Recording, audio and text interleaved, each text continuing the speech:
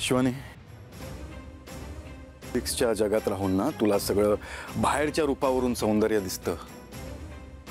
तुझी सौंदर्याची व्याख्याच वेगळी आहे.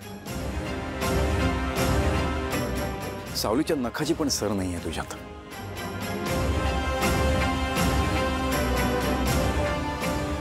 सावली खूप सुंदर आहे, खूप नितळ आहे. तिच्यातलं सौंदर्य ना नाही दिसणार तुला.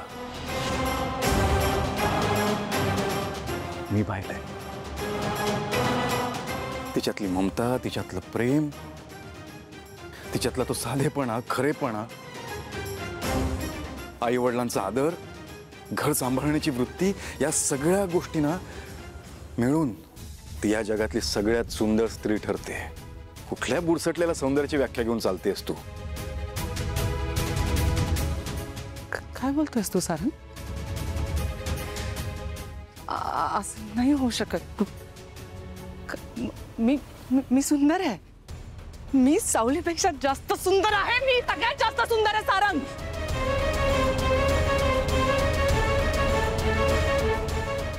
I am the best one for you.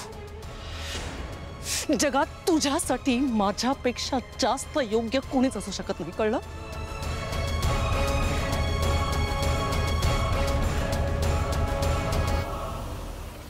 I am the best one for you. मला तू हवायस. At any cost मला तू हवायस.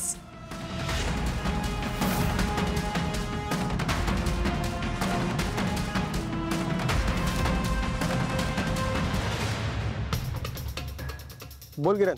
हॅलो बुबलू, मला सावली मॅमचा फोन आला होता. त्या शिवानी मॅमच्या ड्रायव्हरचा नंबर मागत होत्या. त्या कशाला नंबर मागतात? ते नाही माहीत, पण काहीतरी विचित्र घडणार आहे असं वाटतंय मला. काय? शिवानी मॅडम आमच्या घरी आहेत, राडा करतायत. काय म्हणजे तो ड्रायव्हर पण तिथेच असणार? कारण सावली मॅम त्याला शोधत होत्या, म्हणजे नक्कीच त्याने काहीतरी केलं असणार. बुबलू, इमिजिएटली एक काम कर, तू आत्ताच्या आत्ता सावली मॅमला फोन करून सांग की तो ड्रायव्हर तिथेच आहे. खूप इम्पॉर्टंट आहे हे बुबलू, प्लीज लवकर. बर. मला हवं ना ते मी नेहमी मिळवत आले. आजवर एकदाही असं झालेलं नाहीये की मला एखादी गोष्ट हवी आहे आणि ती मी मिळवली नाहीये.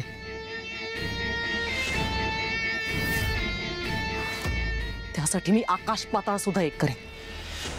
पण मला जे हवं ना ते मिळवण्यासाठी मी कुठल्याही थराला जाऊ शकते. आणि ह्यालाच तर प्रेम म्हणतात ना रे. याला प्रेम नाही म्हणत, हाव म्हणतात. आणि मला मिळवायला मी काही वस्तू नाहीये, माणूस आहे शिवानी.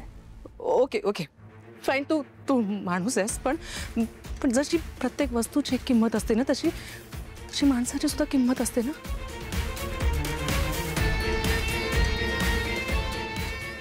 मी कुठलीही किंमत मोजायला तयार आहे तुझ्यासाठी. तू फक्त सांग मी काय करू.